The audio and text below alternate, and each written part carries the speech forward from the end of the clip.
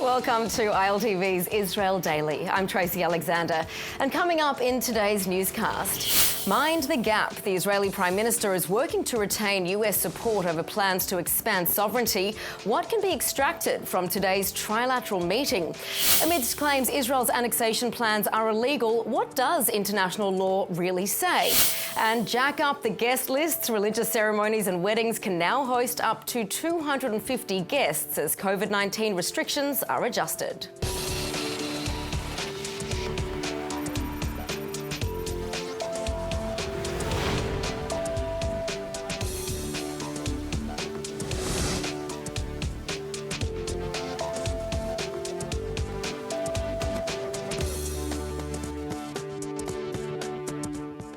Israeli Prime Minister Benjamin Netanyahu is still trying to bridge the gap between opposing voices around Israel's plan to expand sovereignty over parts of Judea and Samaria. Perhaps one spoke in the wheel he didn't expect is the United States itself. Today, the Premier hoping to gain some clarity around its position. Here's more. Some movement on the mapping front. Israeli Prime Minister Benjamin Netanyahu is expected to meet with alternate Prime Minister Benny Gantz and US envoy to Israel David Friedman today to discuss the upcoming sovereignty plans.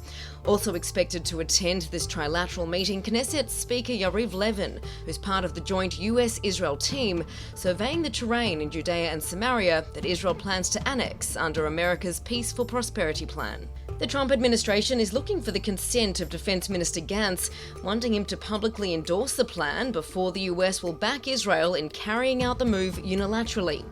While Israel could apply sovereignty over some 30% of the territory as of July 1, speculation suggests only partial annexation will take place initially. Meantime, pushback now from what's become a publicly warmer country to Israel, the United Arab Emirates reportedly warning the White House that a unilateral move by Israel could severely impair Gulf states' cooperation with Trump's peace plan. This as an unprecedented op-ed by a top UAE diplomat is published in a leading Israeli newspaper, Yediot Ahronot, expressing hope that the move will not undo great strides in cooperation made by the Jewish state and the Arab world. Followed by this video from Youssef Al-Otaiba on the Twitter page of UAE publication The National. We wanted to speak directly to the Israelis. The message was, all the progress that you've seen and the attitudes that have been changing towards Israel, people becoming more accepting of Israel and less hostile to Israel, all of that could be undermined by a decision to annex. All the progress that you've seen and exchanges and openings could be undermined by one simple step.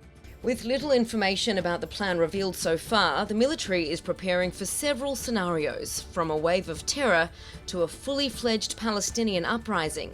Israeli media reporting that Israel's defense force is stocking up on less lethal weapons, with the expectation of widespread unrest if Israel carries out the plan. Now, no matter which party you ask, within it there are divisions of opinion around the best way for Israel to proceed with the US peace plan. And with the vote on expansion fast approaching, we've been hearing every day from different voices as to their assessment of possible ways forward from here. And today I'm joined in studio by a member of Knesset from the Labour Party, Merav Michaeli. A pleasure to have you with us. A pleasure to be here. Thank you for having me. Hello, Tracy. Absolutely, our pleasure. So we'll start wide. You're not convinced that this is the best expansion plan for Israel. Tell us why. No, I'm convinced it's the most dangerous and the worst way in which we can go about. It's dangerous first and foremost for the security of Israel, because a unilateral annexation might lead, we were already warned that it would lead to freezing of the peace treaty between Israel and Jordan. This is our longest border, and the security of it is maintained thanks to the cooperation with the kingdom and with the Palestinians. Both Palestinians and Jordan will not necessarily keep those agreements and this security. Right. And we may also suffer from retaliation from Lebanon and, of course, Gaza. So really, this is taking a huge risk for No benefit, none whatsoever. Would you say then that the next step is to assume that the Prime Minister then is willing to put the people of Israel under such a risk by making a move like this? Unfortunately, obviously, that is the case, because there's no doubt in my mind that the Prime Minister is aware of the situation. And no, it's not, I mean, yes, of course, he's an expert, but moreover, the Foreign Minister of Jordan specifically out loud warned us from that situation. The Palestinians have said that, and as we could have all read in Gadot just in last Friday, the ambassador of the Emirates to the US also said the relationship... But it's the same kind of story that we see leading up to any what might be unpopular decision by Israel. We see the same kind of players pushing back, and in the end, Israel stands strong, and we don't see such a particular fallout. So what do you say to that? First of all, Israel has never done that kind of thing. This is crossing every line. This is going against not only international law, but against really everyone in the world, other than Donald Trump specifically, and not the US, because the Democratic Party is not on board with that, and half of the American people, certainly not Jewish American Jewry. But let me just say one thing. With all due respect to everyone, I care about the Israeli interest. And the most important thing for Israel's security and its sustainability and long-lasting existence is for Israel to separate from the Palestinians and have a border. Because it's either going to lead to one state, which means the end of the Jewish state, or it is leading, like Netanyahu said, the Palestinians that will be annexed will not have equal rights. Sure. This is the end of democracy in Israel, and we cannot have it. We're going to hear a little bit more about international law in a minute, but when we talk about the Palestinians under the US mediation, they're not willing to talk anymore. So what choice is Israel left with then? Well, Israel could have, for instance, tried an Israeli initiative. Listen, I am very, very tired of the blame game. Very tired, because I couldn't care less who's to blame. I care, as I said, and I will continue to say, I care about the interest of Israel. I want to make sure that the state of Israel exists forever and ever, and its existence is safe. But talking about what you mean by that, actually qualify what you mean, because you say you care about Israel, but Israel is also, there are many different views about what that means and what that should look like. And if the Palestinians won't agree to talk under any kind of negotiation that's happened historically, what kind of a choice does Israel have? The argument now being made is that Israel now has to take this opportunity by Donald Trump. So what do you say? Because nothing has really changed other than a window of opportunities that maybe Donald Trump will seize to be president, and then maybe we will not have the big uncle in the White House saying, okay, go ahead, ruin your future with this unilateral annexation. It's not now or never. This unilateral annexation is bad for Israel. You say it's not now or never, but has it ever been? So no, but it's about political will. Listen, where there's a will, there's a way. There is a way to reach an agreement with the Palestinians. We came very close. So what is that way then? No, it doesn't really. Israelis have become addicted to negotiating among ourselves, but that is not important. Anything Israelis and Palestinians are willing to agree on, for me, is an agreement, period. And I know that it's achievable. I know it because, first of all, as I said, we came close a number of times, and because I meet Palestinians and I hear, and that is a very crucial point, all of Israel's security seniors, present and former, argue strongly for an agreement with the Palestinians, and they are the ones who've been in touch with the most Palestinians for the longest time, and they know better than every one of us what can be achieved. This is what we should be working for, and not jeopardizing the future of Israel with this unilateral action. All right, Merav Michaeli, thank you so much for being with us here. Thank you for having me.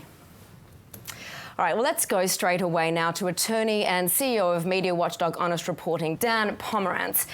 Thank you, Tracy. Well, pleasure to have you, Dan. Now, we know that criticism of the move to unilaterally expand over parts of Judea and Samaria has been jumped on by European officials, and their argument is that it violates international law. Does it? Tell us a bit more. Well, international law is not American Idol. It's not determined just by a popularity contest. There's actual law involved. In this case, the law is Article 47 of the Fourth Geneva Convention as interpreted through cases throughout history.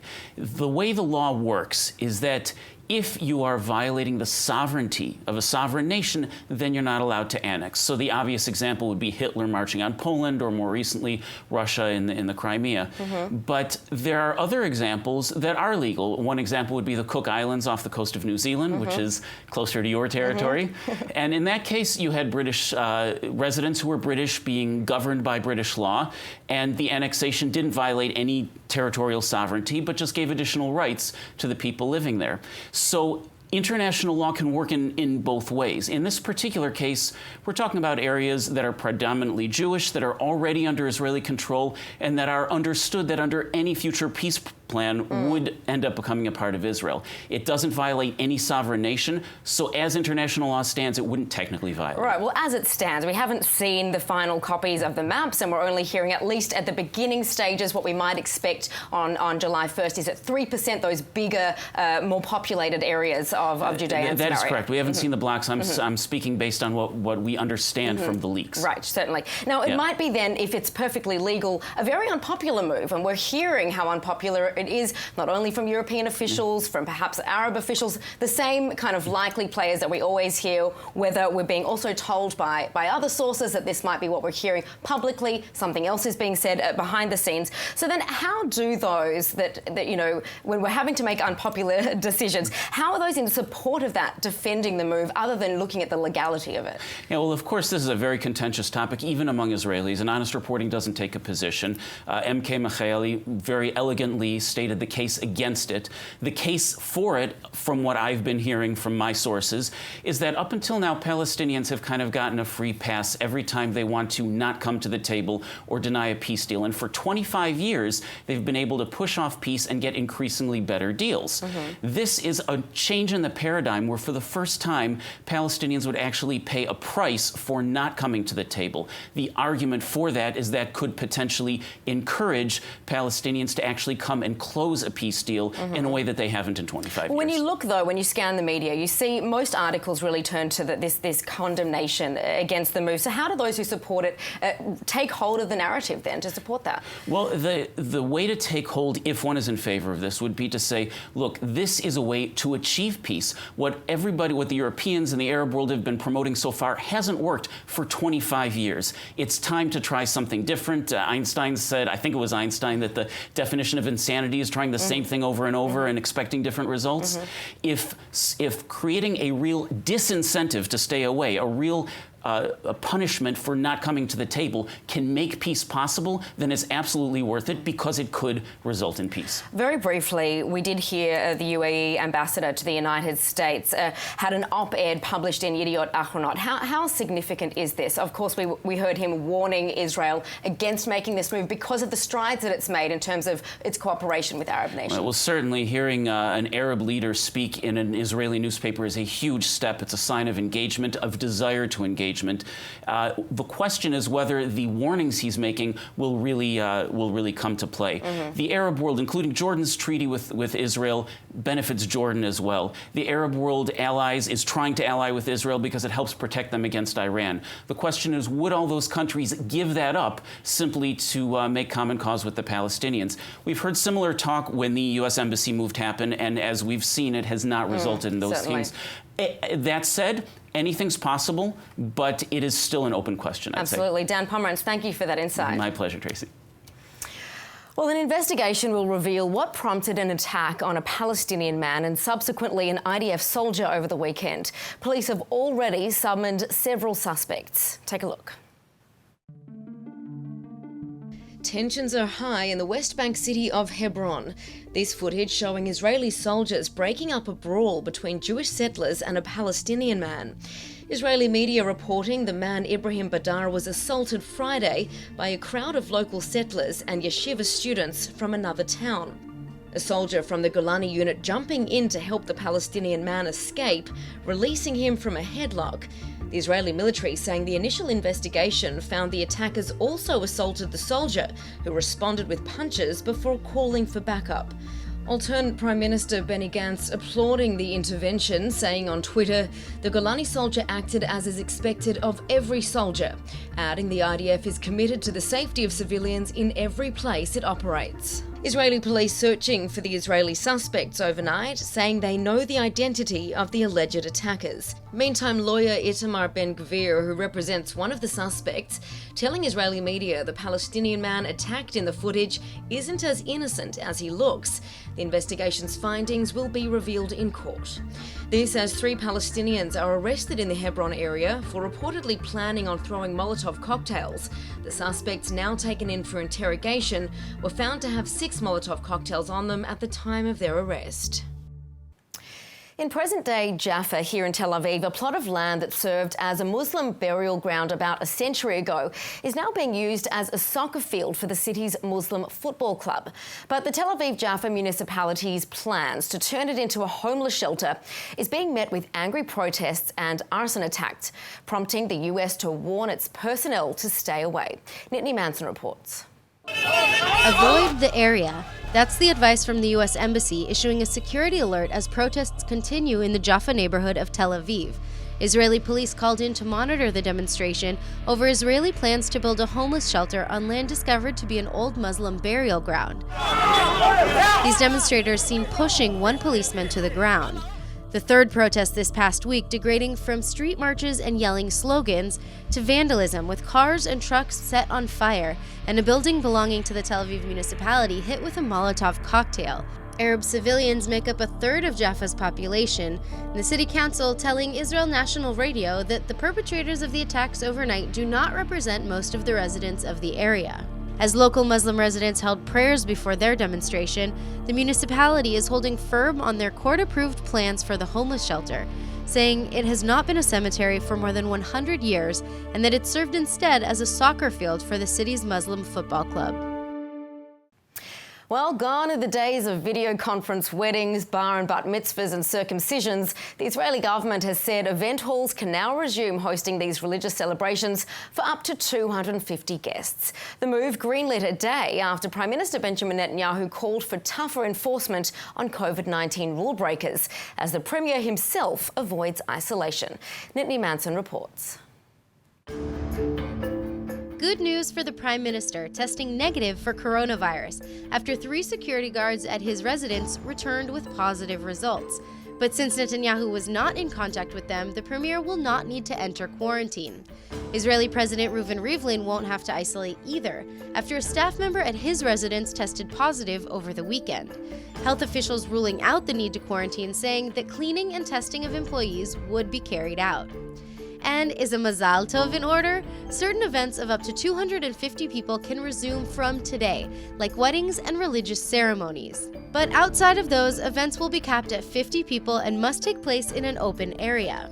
The approval of the reopening of event halls coming one day after the Prime Minister's threat that sweeping measures could be reimposed to contain a spike in new cases across the country. Schools continue to shut. Over the weekend, 2 more institutions sending students back into quarantine, one in Holon and another in Pardes Chana. So far, more than 25,000 teachers and students from more than 160 schools have re-entered isolation since classes resumed mid-May. The Health Ministry reporting Saturday night that some 177 new COVID-19 cases had been diagnosed in 24 hours. The death toll still remains at 300. Look out below. One of Israel's water towers has collapsed at Haifa's oil refinery. This dramatic incident caught on camera shows one of the 2 iconic towers crumbling in a massive scene. The structure hasn't been used since 2009. It was actually built during the British Mandate and until now posed as one of the most notable icons of the northern city.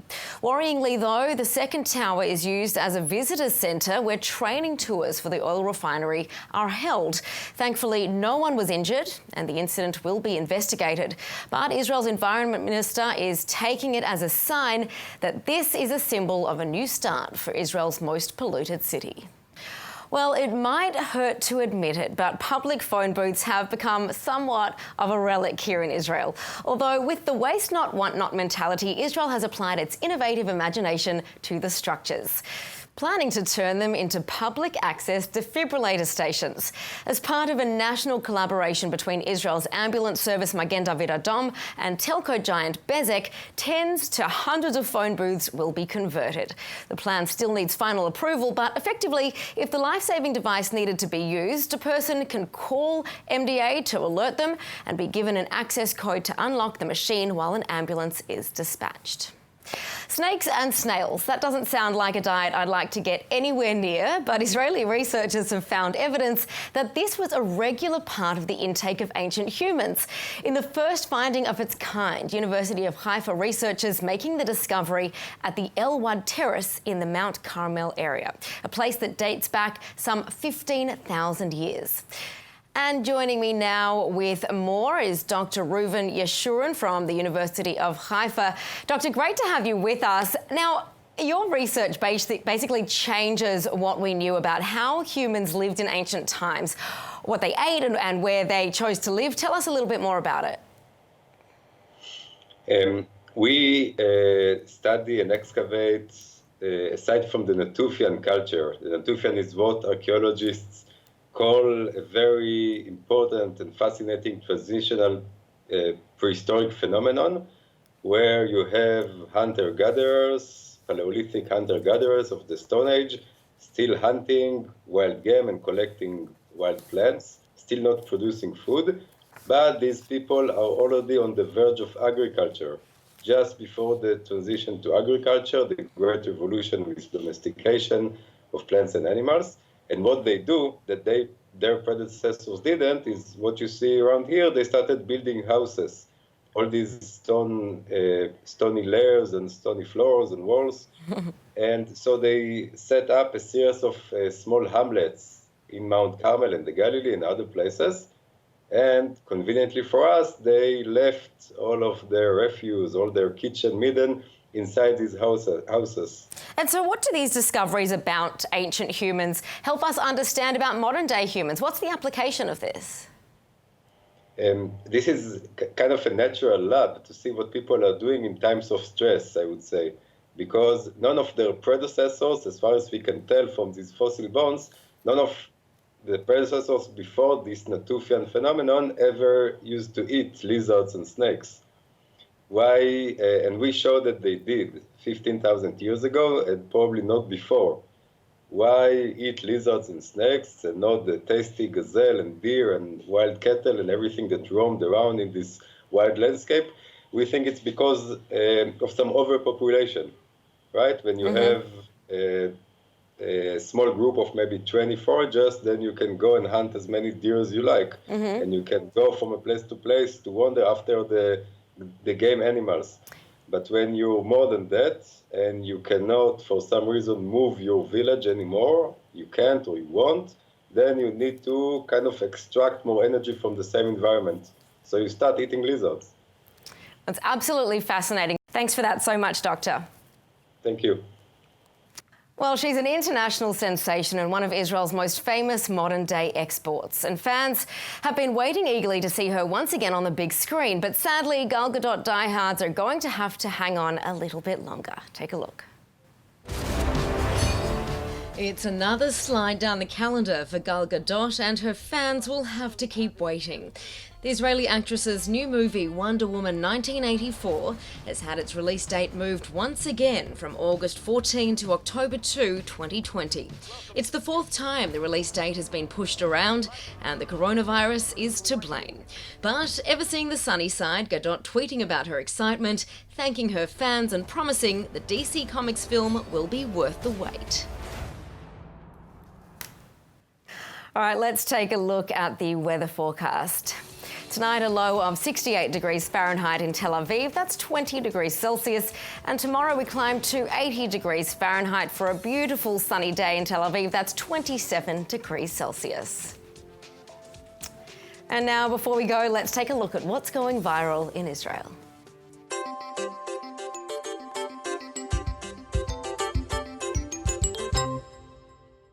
Right foot, 2 stumps. Left foot, 2 stumps. Slide to the left. Slide to the right.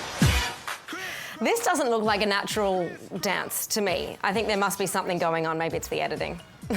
That looks more natural to me, just as we stopped. All right, that is it for today's news. Today's exchange rate is 3.48 shekels to the American dollar.